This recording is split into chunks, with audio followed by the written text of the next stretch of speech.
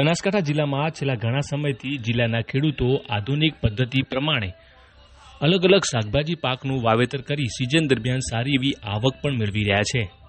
ત્યારે કાંકરેજના કંબોઈ ગામના કુંવરસિંહ સોલંકી પણ છેલ્લા 5 વર્ષથી પ્રાકૃતિક પદ્ધતિ પ્રમાણે અલગ અલગ શાકભાજી પાકનું વાવેતર કરી સિઝન દરમિયાન સારી એવી આવક મેળવી રહ્યા છે। અને આ વખતે તેઓએ સૌ પ્રથમવાર બનાસકાંઠા જિલ્લામાં એક્ઝોટિક વિદેશી 64 પ્રકારની શાકભાજીનું વાવેતર સફળ કર્યું છે અને અન્ય ખેડૂતો માટે આ ખેડૂત એક પ્રેરણારૂપ સાબિત બન્યા છે। ગામ કંબોઈ, તાલુકો કાંકરેજ, જિલ્લો બનાસકાંઠા। મારું નામ સોલંકી કુંવરસિંહ ગોડાજી। જે મારું 5 વીઘાની જગ્યા અત્યારે કંબોઈ ચોકડી ઉપર આવેલી છે।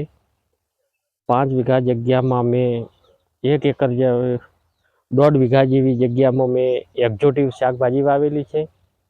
1 વીઘો જેવા મેં બટાકા કર્યા છે। જે બાકીની જગ્યામાં મેં હરિયાળું બનાસ સજીવન તરફથી એક બનાસ નર્સરી બનાવી છે। રોડ ઉપરના સાઈડમાં ટુકડામાં મેં એક બાયોચાર ખાતર કે જે કાર્બનથી ભરપૂર કહેવાય એવું ખાતર ઓર્ગેનાઇઝર રાસાયણિક મુક્ત અમે બનાવો છો। અને જે અત્યારે એક્ઝોટિક શાકભાજી કે ઓર્ગેનિક પ્રાકૃતિક ખેતી ઉપર મોદી સાહેબ ખૂબ ફોકસ કરી રહ્યા છે। તો ત્યારે મેં આ સાલે એક નવો જુગાડ બનાવ્યો કે ઓર્ગેનિક તો ઉપર આપણે કરતા જ, પણ જે મલ્ચિંગમાં જે પથરાતું મેણિયું એ ધરતી માતાને બિલકુલ સહન નહોતું થતું। પણ આ સાલ મેં એવો એક જુગાડ બનાવ્યો કે માટીમાં માટી ભળી જાય, ખેડૂત ભળી જાય એવો એક મલ્ચિંગનો જુગાડ આપણે બનાવ્યો છે। તો એનો ગ્રોથ તમે જુઓ તો તમને એક બાજુ પ્લાસ્ટિકમાં વાયેલું છે અને એક બાજુ એક મલ્ચિંગ કુદરતી મલ્ચિંગ કર્યું છે। એ બતાવો તમે કે કયું કયું મલ્ચિંગ છે। પેલો પ્લાસ્ટિકનો મલ્ચિંગ બતાવો। આ સેલેરી વાયેલી છે અને પ્લાસ્ટિકનો મલ્ચિંગ છે। હવે આ જ્યારે આપણે પાક પૂરો થાય ને ત્યારે આ મલ્ચિંગ મજૂર લઈને આપણે આખું વેટલા કરીને બારે ફેંકવું પડે છે। તો એવું ને એવું મલ્ચિંગ આ આપણે જે કાગળનો મલ્ચિંગ કર્યો છે। તો આમાં કાગળની મલ્ચિંગ ખાલી ડ્રીપ લાઈન ખેંચી અને પાક આપણો પૂરો થાય ત્યારે ખેતર ખેડી દેવાનું, એટલે કે જે માટીમાં ભળી જાય તો એકદમનું આપણું તો ઓર્ગેનિક ખાતર બનાવવાનાથી। અને કાર્બન જે જગ્યામાં કાર્બન ઓછો છે એમાં કાર્બન ભરપૂર કરવા માટે આપણે સજીવન કંપની તરફથી એક બાયોચાર ખાતર એટલે ખૂબ ગુણકારી છે અને એ ખાતર નાખવાથી ભરપૂર ઉત્પાદન આજ તમે જોઈ શકો છો કે આ જે પાક ઊભો એ પાકમાં કોઈ બિલકુલ આપણે દવા કે રાસાયણિક ખાતર કે કોઈ નાખતા જ નથી અને નાખ્યું નથી। અને આ સીડ એવું છે કે આ સીડ જો ભૂલથી આપણે પેસ્ટિસાઇડ અંદર નાખી દઈએ તો બીજા દાડે ઓટોમેટિક મરી જાય। એટલે આ એક જીવંતી કુદરતી સીડ આપણને સજીવન કંપનીથી મળ્યું હતું અને એ સીડનું આજે 1 એકરમાં લગભગ 60 જેટલી વેરાયટીઓ મેં લગાવેલી છે 1 એકરની અંદર। તો બધી અલગ અલગ છે પણ બધું જ ઓર્ગેનિક અને કોઈ કેમિકલ મુક્ત દવા છે। પણ આખું આ જગ્યામાં કારણ એટલું જ છે કે આપણે જે બાયોચાર ખાતર નાખ્યું હતું એનાથી ભરપૂર કાર્બન થવાથી આજે આખો એક્ઝોટિક પાક લહેરાઈ રહ્યો છે આપણા ખેતરની અંદર। 1.5 લાખનો ખર્ચો બધો થઈને થયો છે, સીડ ને બધું થઈને।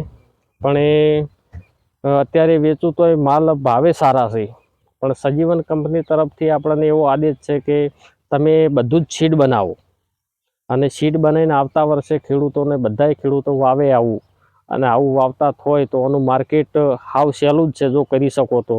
અને અત્યારે તમે જુઓ છો કે બટાકા 12, 13, 15 રૂપિયા આપણે માર્કેટની અંદર અત્યારે ચાલુ થઈ ગયા છે અને વેચાઈ ગયા છે, ભાવ મળતો નથી।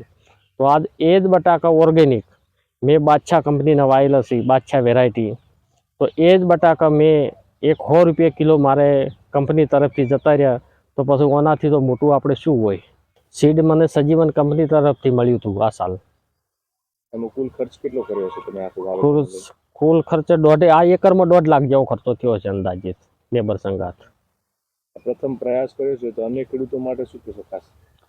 પ્રથમ તો આમ તો અમે 5 વર્ષથી આ એક્ઝોટિવ શાકભાજી કરું છું, પણ હું અમદાવાદ કરતો, પણ અમદાવાદ કીધું આપણે અમદાવાદ કેટલી ઘડા કરીશું, હવે લાવો આપણામાં કરીએ. તો બનાસકાંઠાની અંદર મેં 2 વર્ષથી ચાલુ કર્યું છે, પણ પોતાને જાતે માર્કેટિંગ કરવાનું રહેશે. આમાં એનું માર્કેટિંગ આપણા ડીસાની અંદર નથી થતું. હશે 5% ખાનારા, પણ એનું માર્કેટિંગ અમદાવાદ, દિલ્હી, મોટી મોટી સિટીઓમાં જ છે.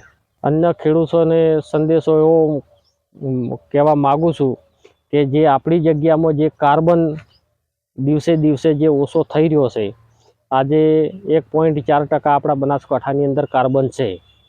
તો જે બાયોચાર ખાતર સજીવન કંપનીથી આપણને મળે છે, સજીવન કંપનીનો મોટો બનાસકાંઠાની અંદર સહયોગ છે આપણને, અને એ સહયોગથી જો એ કાર્બન દરેક ખેડૂત એક ખેતરની અંદર નાખે અને એ ખાતર કાર્બન નાખવાથી જો ખેતરમાં 2-2.5-3% કાર્બન થાય તો પછી ખેતીને કોઈ પોકવાનું નથી.